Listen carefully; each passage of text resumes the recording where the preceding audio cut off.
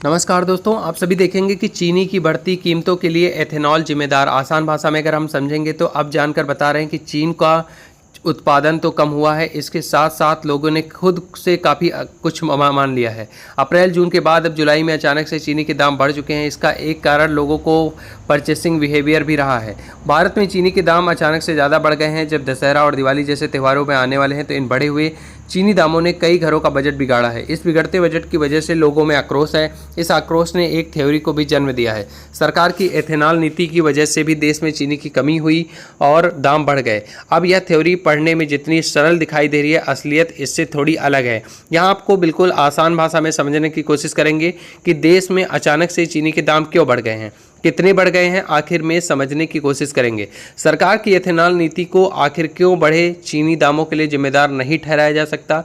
देश में कब और कैसे बढ़े चीनी के दाम हैं। भारत सरकार के आंकड़े डिकोड करने पर पता चलता है कि धीरे धीरे देश में चीनी के दाम बढ़ रहे हैं।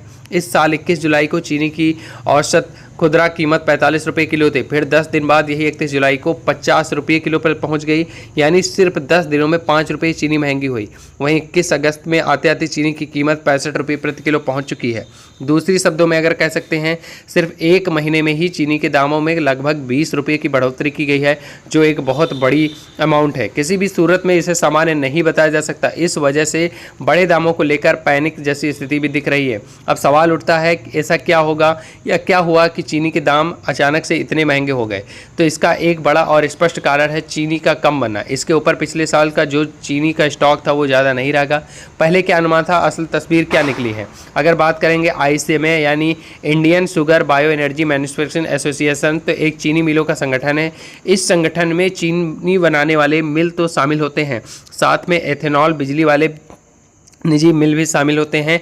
इसी संगठन ने नवंबर 2025 में एक अनुमान भी लगाया था। अनुमान था कि 25-26 में जो ये लगभग होगा तो 343.5 लाख टन तक चीनी बन जाएगी। लेकिन फिर हकीकत सामने आई और चीनी ने सिर्फ 309 लाख टन रहा। यहाँ भी एक कम चीनी उत्पादन हुआ। इसका 30 लाख टन हिस्सा एथेनॉल बनाने के लिए इस्तेमाल हो गया। अब जितना अनुमान लगाया जाए उससे 30.5 लाख टन चीनी बनी। ऐसे में कम उत्पादन ज़्यादा मांग यानी चीनी का महंगा होना। अगर चीनी की स्टॉक स्थिति को समझ लिया जाए तो यह तस्वीर और ज़्यादा साफ हो सकती है। इस सीजन के शुरुआत में देश के पास 50 लाख टन तो पुरानी चीनी में पड़ी हैं। ये पिछले साल की 50 लाख टन चीनी है। अब इस साल 279 टन लाख चीनी, कुल आंकड़ा 229 है। तो यहाँ पर करीब 280 लाख टन चीनी की खपत होगी और 8 लाख चीनी का निर्यात होगा। ऐसे में आखिर में देश के पास बचेगी 41 लाख टन चीनी। अब यह 41 लाख टन चीनी की सबसे बड़ी अपडेट है। तो दोस्तों, आप क्या कहना चाहेंगे इसके बारे में कमेंट में बता सकते हैं।